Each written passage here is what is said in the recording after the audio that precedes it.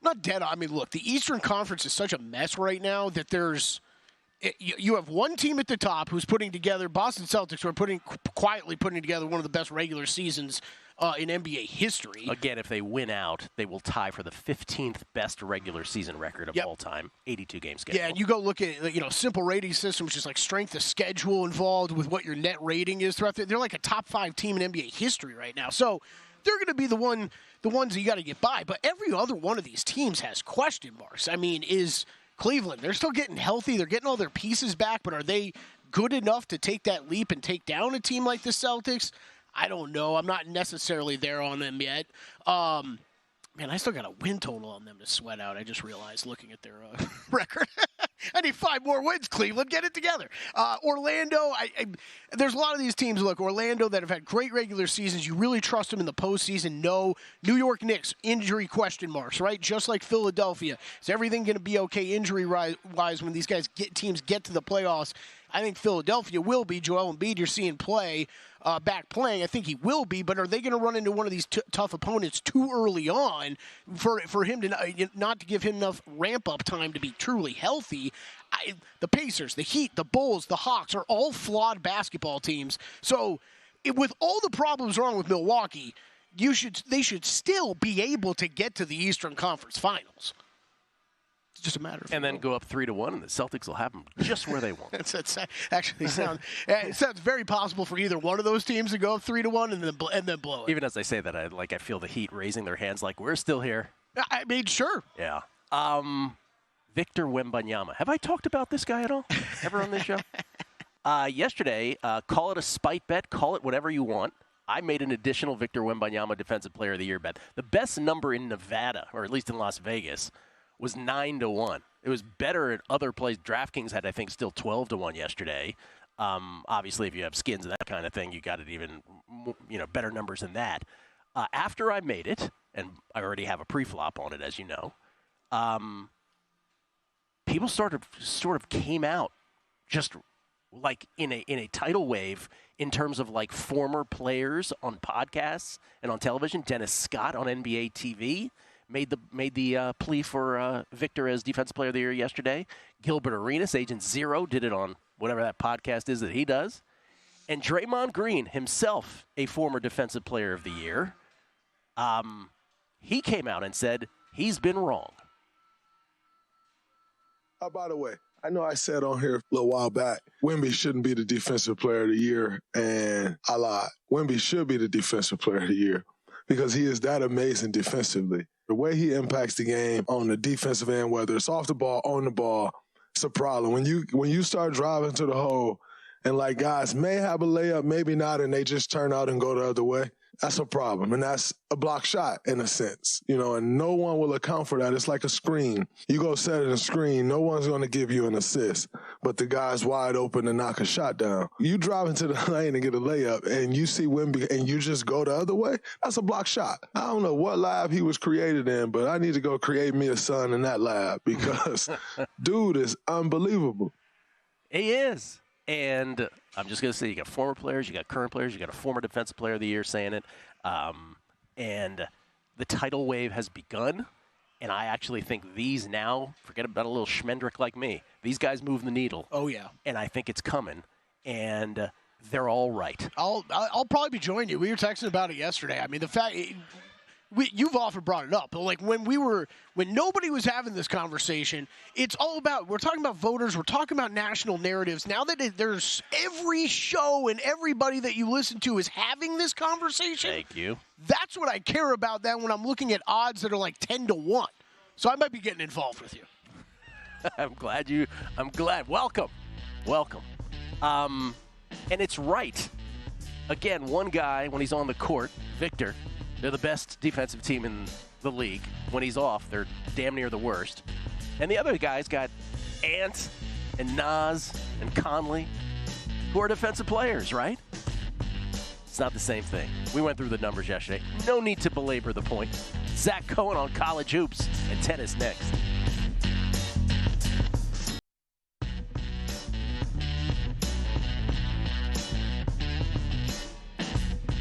A numbers game on VSiN, the sports betting network. Start your morning with a daily dose of winning strategies, insider tips, and the latest buzz with the free VSiN daily newsletter. In today's newsletter, we got Tuli's take on the Final Four. We got Texans odds movement after their trade for Stefon Diggs and Masters betting primer. I don't even know if that's in there. I'm just going to work it in there. We got to talk Masters odds later today. Yeah, let's do that. Get expert analysis, the latest odds delivered straight to your inbox, absolutely free. Visit VSiN.com/newsletter to subscribe. It's Gil Alexander. It's Kelly Bidlin.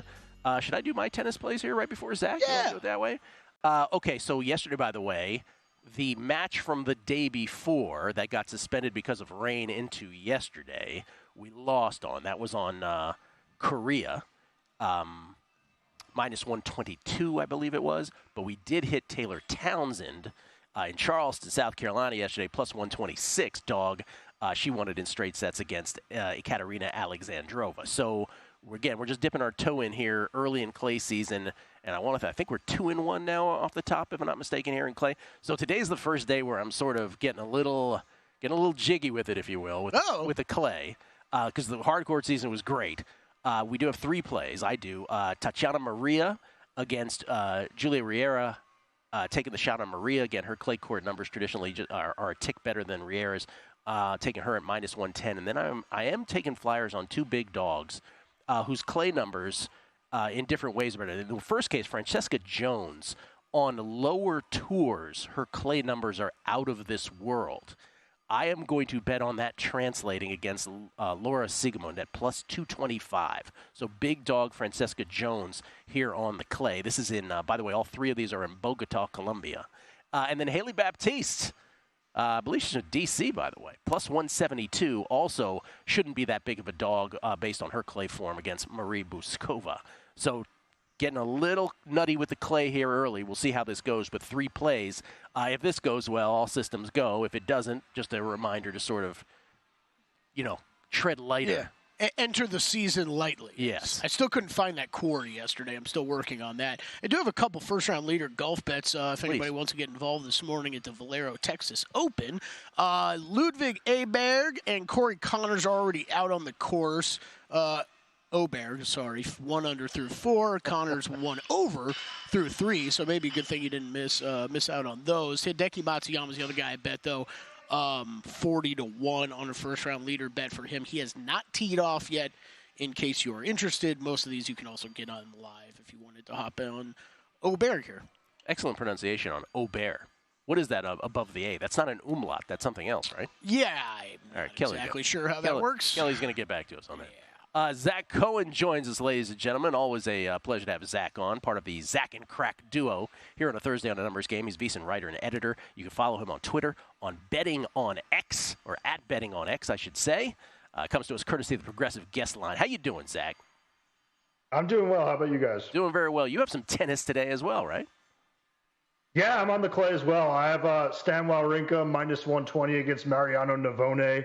That's a match where Wawrinka's facing a guy that loves to play on dirt, but I do think that the slow courts are going to help Stan quite a bit. I just think he's a guy at this point in his career. He needs a lot of time to load up his shots, especially that backhand, but this will give him the opportunity to do that. Navone, a guy that's really, an impressive mover on clay, an all-around player that has had a good season, is a really good clay court player, but I do think that he lacks kind of the firepower you need to beat Stan, and I do think that Stan has had enough rest in the last couple of weeks to come out here and, kind of break that rhythm he's had of where he's lost second-round matches over the last couple tournaments. You get to, in clay season, you get to say things like loves to play on dirt. Yeah. You get to use phrases like that. That sounds like a cool tennis The dirt baller. Yeah. You like something in the NBA tonight as well, Zach? Yeah, I have the Knicks minus 3.5 against the Kings. We just saw them go on the road, beat the Kings by 8 points in a game where they really dominated on the glass. I do think that losing Malik Monk hurts the Kings in a matchup like this where, the Knicks have been one of the best defensive teams in the league over the last 10 games. And then also just the matchups here are kind of concerning to me for the Kings. I think that Jalen Brunson can match the production of De'Aaron Fox. And I do think that having Isaiah Hartenstein, that's one of the best post defenders in the league right now. I think that he's going to kind of make things difficult. On Domantas Sabonis, I'm just a little bit nervous about, the status of Josh Hart in this game. He's listed as questionable, but, knowing him and the minutes he plays and the love he has for Tibbs, the mutual love, I would guess he'll be out there if he's not, dealing with something really significant. Let me just throw this at you because I asked this of Drew Dinsick in some form earlier this week, and I'll ask it of you. I'll ask it a different way. Is there a team or team that you feel heading into the playoffs, obviously a little more than a week away now, the end of the regular season, that you feel you have rated higher than the conventional wisdom or lower than the conventional wisdom, East or West? I think that I'm really coming around to the fact that the Sixers can do some damage in the playoffs. I know that's kind of the wrong answer because we haven't really seen him without Joel Embiid, but he's back now. I thought he looked good in that game against the Thunder, and he's going to have some time to kind of get his feet under him, kind of get the minutes up before the postseason. I do think if they do avoid Boston, there's really nothing getting in the way of them making a run to the Eastern Conference Finals. What we've seen from the Milwaukee Bucks this season has not been enough to scare me off of them, potentially winning that 2-7 matchup if that's what it is. So I do think the Sixers are a pretty good bet to, kind of make a run in the playoffs, whether it's Eastern Conference winner or, finals with the hope of hedging. But I don't think that, it's out of the question that they go make a run and potentially even win the East. Zach, you think that's a good bet right now? We were discussing that yesterday, and I guess I'm a little too scared of the timing of if they end up in the play-in tournament and you're kind of risking with that ticket. But obviously you're going to get way better odds now betting it than if they get out of there and are in the playoff field. So do you think that's a good bet now? I think it still is. I mean, I would have liked it better at like 20-1 to win the East like 5 days ago, but I think you could still get it at 15-1. I have a lot of faith in them winning that first play-in game if they do end up playing it and getting the 7 seed. So I do think that's still a pretty good bet. I think that they're probably the second best team in the East. Zach, we got a question the other day from Trip Tepper, loyal listener, also loyal listener to the whole network, about tanking. Was this the time to bet on against teams that are tanking? And I did a whole thing about how the math of the ping pong balls is such that it's different from when we did our whole Tankapalooza thing some 6 years ago. And the other big thing this year is that, multiple NBA executives have said this might be the worst draft ever. The draft is on June 26th and 27th. Obviously, we've got a whole NFL draft to get to way before that. But you had some thoughts on this as well. Yeah, I mean, I do some draft writing for Real GM. I do a lot of player profiles. I used to do it for Forbes Sports. Now I'm doing it for Real GM. I just kind of cover prospects and, do some profiles on them, longer write-ups. And I do think that, it's just a little bit of a cop-out, in my opinion, to say that. I think that obviously it's a little weaker at the top. Like the player that's at the top right now, Alexander Sarr, people are going to come in hopefully not expecting him to be Victor Wembanyama, but you're not going to get that instant production from the number 1 pick. But at the same time, I do think it's a pretty deep draft, and I do think that there are going to be stars in it. So I think that, the way that these people talk, I think that it's kind of just setting themselves up where if they do happen to have a bust, they could be like, oh, it was just a bad draft. But I do think that there is a lot of talent in this draft, and I think that, teams are going to be happy with the players that they're getting. Yeah. Do you lament the fact that we don't have that many draft options like we do for the NFL?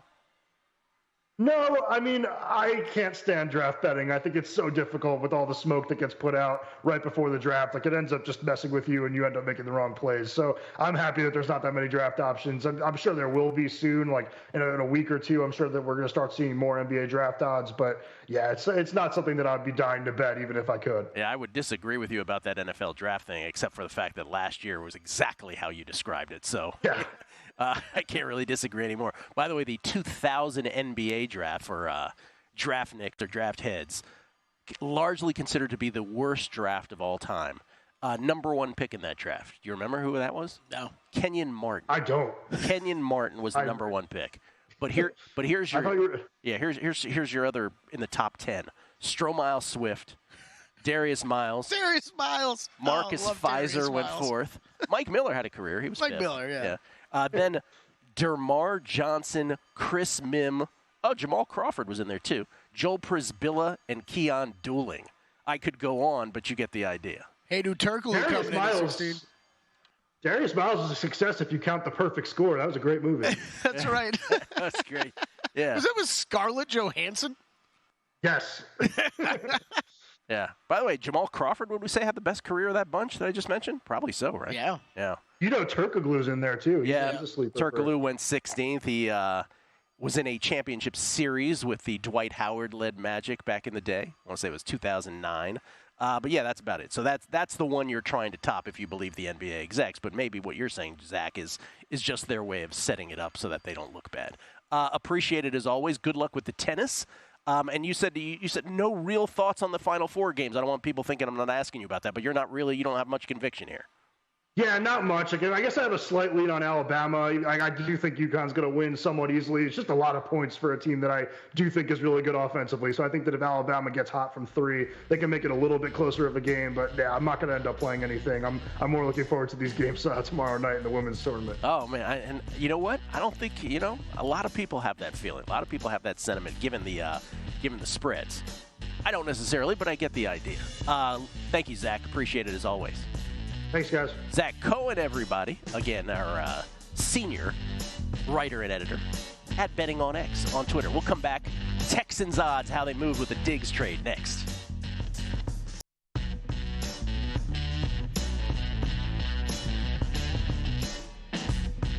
A numbers game on VSiN, the sports betting network. For a limited time, we're offering 2 weeks of our exclusive betting splits for free. Just sign up at VSiN.com/splits. VSiN betting splits page is updated with DraftKings odds every 5 minutes so you can see changes in all the action. Find out where the public is betting based on the number of tickets and where the money does not match the public opinion. You can check out not just today's action, but future events as well. Take advantage of this limited time offer, VSiN.com/splits. That's where you go now to claim your free 2-week access to VSiN's betting splits. Don't strike out on potential winnings. Visit VSiN.com/splits and start making smarter baseball bets today. Let's go Guardians. 5-2. Day game today. Other bets, too. Quick turnaround in Minnesota. What's that? Other bets, too. You're allowed to bet things other than baseball. Oh, that's correct. Yeah, I don't know why we specifically say baseball in the read. But I think it's to highlight that the season started and we have splits for them now. That's right. But we have splits for everything. Yeah. All right, Stefon Diggs. Yesterday on the show, while we were doing it, the trade came down where the Buffalo Bills trading Stefon Diggs to the Houston Texans.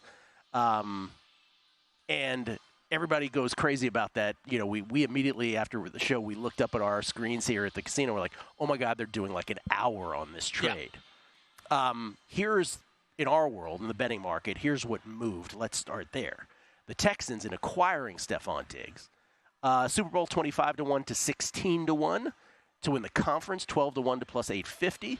These are at DraftKings. To win the division, the AFC South, from plus 135 to plus 115. C.J. Stroud's MVP numbers went from 12-1 to 9-1. Bills went oppo. To win the Super Bowl, from 11-1 to 12-1. To win the AFC, from plus 550 to plus 700, 7-1. To win the AFC East, from plus 140 to plus 160. Josh Allen's MVP from 7-1 to 8-1. His MVP candidacy, if you will. So, how do you characterize that? Movement, but, in I would argue slightly more than an incremental way, right? Slightly more than I thought it would. Yes. And I would disagree with the nature of the moves. I completely agree. That's exactly how I would describe it. I'm not shocked that things moved. I thought they would have moved a little bit. This is maybe a little, on both teams, this is more than I was expecting. I don't know. I mean, I know we caught it while we were in show yesterday. I don't know if you've had more time to think about your thoughts on the trade. I like it from both sides. I actually do. I like that the Texans are seizing on the moment of what they have with C.J. Stroud on a rookie deal and trying to go all in as quick as possible to make themselves a true championship contender. And for the Bills side of things, I think you know what you have with Josh Allen and those tight ends. And this Stefon Diggs thing has been a storyline, not a good one, for the past couple seasons now. And I think it was time to part ways. Let's get into some of the numbers on it. Here are the facts, by the way. Buffalo Bills sending the 4-time Pro Bowl wideout and 2 day 3 draft picks, one this year, one next year, to the Texans for a second-round choice in 2025. So Bills sending that with Diggs for the second-round choice next year. Still feels a little bit like Houston overpaid a little bit to me, but I don't have a problem. You say it all the time. How do you win a Super Bowl? With a quarterback on a rookie deal or he's a Hall of Famer, That's right? You take advantage of that, and you try to surround him as best you can. Now, here's the story with Stefon Diggs. So last year, because up until last year, everybody thought, Stefon Diggs, one of the best, 10 wideouts conservatively in the NFL. Maybe some people even thought higher of him. After Ken Dorsey was fired in November, the Bills' offensive coordinator, you may remember that, Diggs' production dropped under Joe Brady. Joe Brady coming back this year for the Bills. Diggs averaged 45 yards per game the rest of the year, 43.1 including the playoffs, and scored just once in 7 regular season games and 0 times in their 2 playoff games under Joe Brady. Now, let's go to a couple of these tweets, because how do you spin that information? That sounded, oh, wow, maybe Joe Brady was the problem with Stefon Diggs. Well, maybe. Timo Risk from Pro Football Focus, he says it this way. With Ken Dorsey, 84.5 receiving grade, 27.2% target rate, 2.26 yards per route run. Then under Joe Brady, all of that dropped from 84.5 receiving grade to 65.6, from 27.2% target rate to 23.9%, and the yards per route run goes from 2.26 all the way down to 1.24 under Joe Brady. Let's just do one more of these before we pop back in with bets, because, again, everybody making the point about from Dorsey to Brady, this is where it sort of went bad for Stefon Diggs. And it's a bit of, I would argue, it's a bit of chicken and egg, right? Like, what do you believe on that? This is a Twitter account that legitimately has made their whole, quest in life putting Steve Tasker in the Hall of Fame. It's called Put Steve Tasker in the Hall of Fame, the former Buffalo Bill. This is with Joe Brady as offensive coordinator. Josh Allen's quarterback rating when passing to Stefon Diggs was 76.97. His quarterback rating when not passing to Diggs, this is under Joe Brady, went all the way up to 93.39. So again, under Joe Brady, when Josh Allen is passing to Diggs, lower quarterback rating than when he is not. Bill's record, however, with Joe Brady, or not however, but Bill's record, by the way, with Joe Brady as an offensive coordinator, they were 7-2 last year.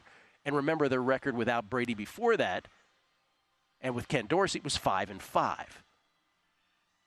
He concludes Bills are still Super Bowl contenders. So all of that to say, what does this mean for us betting-wise? So again, that's a bit of chicken and egg. Do you believe the narrative that Stefon Diggs was a victim of the change in offensive coordinator, that Joe Brady just didn't maximize all that Stefon Diggs could bring to the table? Or do you believe the opposite of that, which is, no, Joe Brady figured out that the Bills are actually going to be better by minimizing and not scheming for necessarily Stefon Diggs? The latter.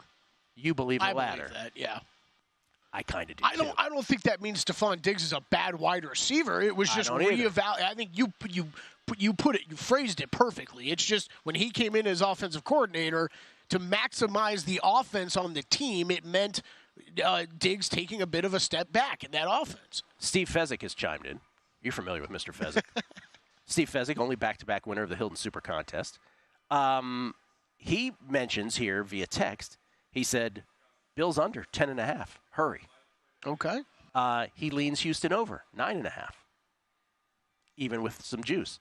I disagree with him about the Houston thing. And I've said that before here. I said it last week when we were talking about, again, we don't have the full schedule. We don't know how schedules are going to be arranged, if there's 3 straight road games or what the aggregate rest is. We don't know any of that. But we do know opponents. And for me, when you look at the Houston Texans opponents, and by the way, I love the fact that it's this unbelievable Nico Collins, Tank Dell, Stefon Diggs trio of wide receivers for a guy in C.J. Stroud, who we obviously on this show love. I love the coach. I love D'Amico Ryans. I love so much about this Texans team. But that is, again, holding two thoughts in your heads at the same time. You have to look at who their opponents are. And again, besides the division games against the Colts, the Jags, and the Titans, some people feel the Colts and the Jags are good. But besides the division games, your home games are going to be against, what do you know, the Buffalo Bills, the Stefon Diggs revenge game, what it'll be called. Also the Lions, the Dolphins, and the Ravens. And the Bears, by the way. But Bills, Lions, Dolphins, Ravens are some of your home games that are not division games. And your away games outside of the division are Green Bay. Yeah, you have some easy ones in New England. I suppose some people think the Minnesota Vikings aren't going to be any good, but it's Green Bay on the road, Minnesota on the road, New England, the Jets, the Chiefs, and the Cowboys. So I don't think there's anybody who's going to argue that Jets, Chiefs, Cowboys on the road, plus Bills, Dolphins, Lions, Ravens at home. I just mentioned 7 games. Yeah. Where if you go 3-4, you're probably like, oh, thank God, right? Yeah, I was going to say if you're going 4-3, you're happy as hell. Yes, but I mean 2-5 ain't out of the question there. So I'm just saying, as much as I love, and then pick random losses and the rest of them, but as much as I love the Texans, and as much as I think great, absolutely exploit the rookie deal for C.J. Stroud, exploit in a good way, and add parts.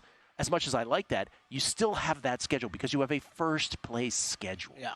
And that's the issue. And so, again, you can love this team and still think that, let's put it this way, even if you don't believe in my under, it should caution you to go over. Let's put it that way. At the very minimum. So I disagree a little with Fezzik on that. Yeah, I think I agree with you. I mean, that's not one I'd be running to bet an over on. Also, how surprised would either one of us be, though, if C.J. Stroud just continued to go nuclear on this league? It wouldn't be the most surprising thing in the world, yeah. But I'm just saying, cautionary note. Because most people are like, oh, my God, Stefon Diggs is playing for the Texans. Everybody overreact. They're going to be great. The Bills are going to stink. And we even went through it yesterday. Curtis Samuels and Khalil Shakir are their best 2 wideouts on roster right now. Yep. Have time to address that. But maybe Joe Brady figured it out. And maybe Josh Allen figured it out. Like, we don't want someone who's unhappy here. And by the way, does that rear its head in Houston as well when things are going so well as is?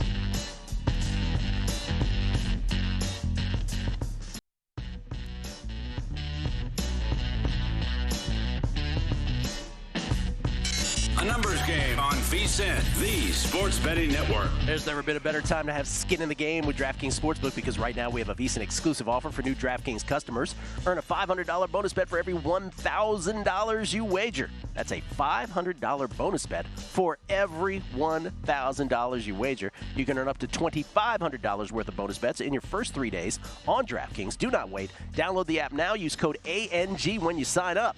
It's code ANG and earn a $500 bonus bet for every $1,000 you wager now. Trying to induce Kelly to do the promo code ANG. There you go. Like a numbers game. There you go. So the beauty of doing this show is not only do we have the best listeners ever, but most of our guests also listen and live text it sometimes, or always have comments. So Fez was listening, and Steve Fezzik chimed in. He said, I'll quote, I agree strongly with you that the Bills under is the better bet of the two, getting back to the Diggs thing. And I was saying how I disagreed with Fezzik on on the Houston over call that he made. I would actually lean under. He said, I agree strongly the Bills under is the better bet. I think Houston will move to 10, so I'm more getting in front of the likely market move playing the over 9.5. You're right. I would then go under 10.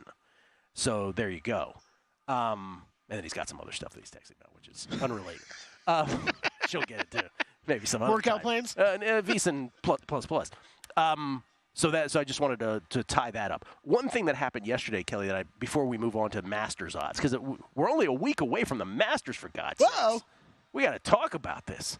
But before we get there, the biggest college basketball news yesterday was, did you hear about this Yukon plane kerfuffle? Yeah. So the bottom line is, once I just give the details here, the question is going to be, is this a thing or not a thing? So apparently, do we have the tweet on this? Because I want to get the details correct on it. But the Yukon trip got delayed, and it got delayed to the point where, here's what Jeff Goodman had to say about it over at Goodman Hoops on Twitter. He said, what this delay means is that Yukon probably lands, we're talking about yesterday now, around 3:15 to 3:30 a.m. local time and gets into the hotel around 4:30 a.m. Can't wait to hear Dan Hurley today at media availability. Should be in rarest of rare form. I believe he was live tweeting about it last night at like 1 a.m. Hurley was? As they were still sitting in Hartford they flew out of? Yep. Yeah, a little scary. What, mechanical issues with like not just one plane, but like a second plane? Then they ended up on a much smaller plane. So I don't know. It feels like it's still far enough out that this shouldn't really impact so this is things. they were originally, by the way, expected to fly out of Bradley International Airport around 6 p.m. Mechanical issues caused the delay. Team was unable to find another plane to take them cross country to Phoenix.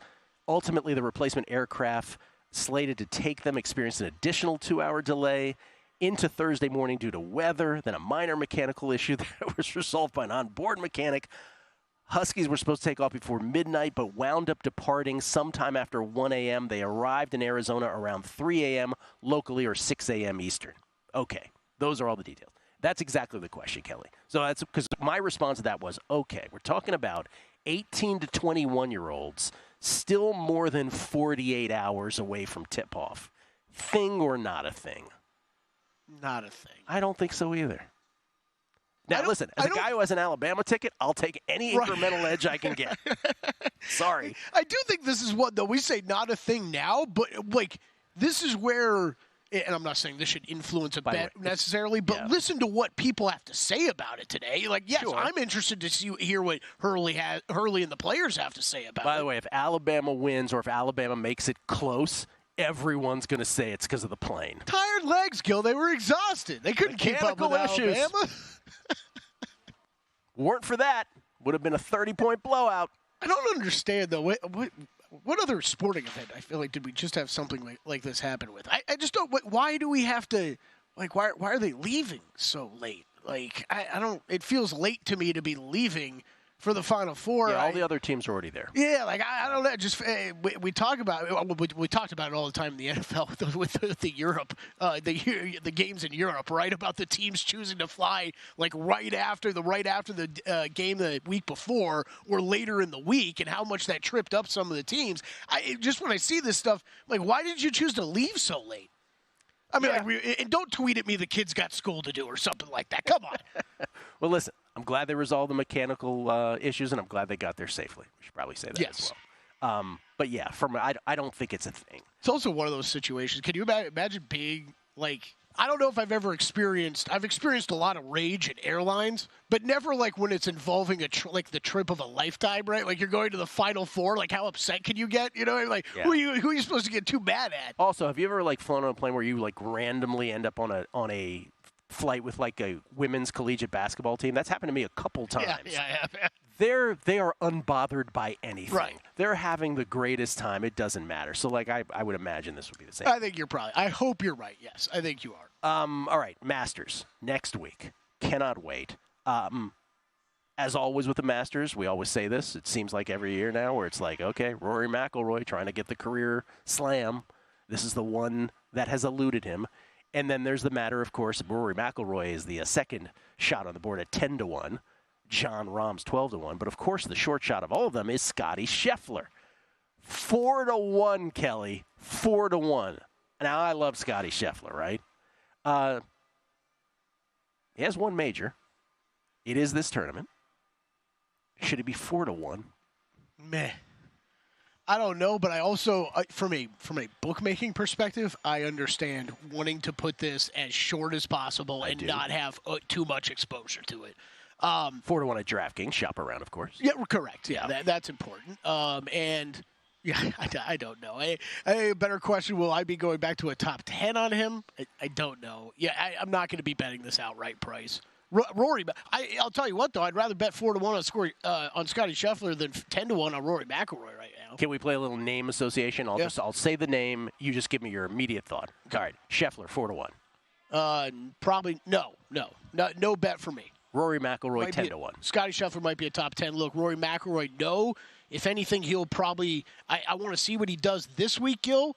But if it's like this week, I'll probably be looking to fade him next week. John Rahm, 12-1. John Rahm, the only live golfer I would have any interest in backing in this tournament. Really? Yes. Not even the next guy, Brooks Koepka at 18-1. No, because we talked a little bit about this on Long Shots. Make sure to check that out for the Valero if you're interested in betting. We talked a little bit of Masters there as well. Also, we have our Masters Primer up at VSiN.com. Get you set for all of this. Myself, Matt Brown, Wes Reynolds, all row for it. Here's the thing with the live guys. I think you got to remember from the betting side of things what happened last year, right? The books got kind of caught off guard by Brooks Koepka and mainly Brooks Koepka when I talk about the live golfers.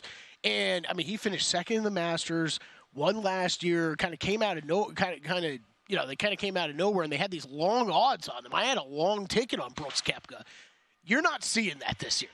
The books right away with the Masters odds, it was, okay, we're pricing these live guys in like they're just, basically like they're in their prime PGA Tour form. What was he last year, about double this? I mean, I had a 50-1 or something ticket on him? Yeah. Wow. Okay. So, that's, I think it's very clear that the books are not going to fall asleep, quote unquote, or let anybody, get one by the goalie with one of these live golfers, because they're all priced pretty short, and shorter than they should be. It always bears repeating with Brooks Koepka. He has won 5 majors. Yep. 5. 3 PGAs, 2 U.S. Opens, and twice has finished second at the Masters. He's awesome. So it's not like he hasn't come close here. Yeah. Now, I wouldn't have a problem with anybody betting him. John Rahm, I think, is the only guy I'll be interested in. All right, let's move along. Xander Schauffele, 20-1. Lock in a top 10, top 20 bet right now. You know that, Gil. Come on. You mean you're not going to bet him to win it outright, Kelly? No, I will not be. Jordan Spieth, 22-1. No interest. Spieth's been a little up and down this season. I can't really figure him out. I won't have any interest at 22-1. Did I just see above your head that Julius Randle is having season-ending surgery? There's a breaking report there. Victor Hovland and Joaquin Niemann and Hideki Matsuyama and Ludwig Aubert. By the way, I looked it up. That's called a that little circle above his A is called a overring. Okay. Swedish, and it's its own letter. Just want to point that out. Wow. But all those guys are 25-1. Hovland, I doubt I'll have any interest. Just another one of these PGA guys that's not really put it all together this season. Niemann's the perfect example. I love Joaquin Niemann. I wanted him to stay on PGA Tour. He's won a couple times here recently on the Live. You would think he'd be about double this price usually. I think this is the perfect example. They want to make sure not a lot of people are coming in on long numbers on Niemann. So at this number, no interest. Hideki, yes. I think this number should be longer. Yes. I already bet him for the Masters, but I bet him for this week too, Gil. And if you're betting him this week, you got to be adding a ticket right now, whatever number you can get on the Masters. JT split with Bones 28-1. Any thoughts? I have a ticket on him. I hope he gets better after the Bones split. All right, we're coming back. Hour number 2, Unscripted with Cragman Bill Kragenberger. It's next, exclusively on A Numbers Game at VSiN, the Sports Betting Network.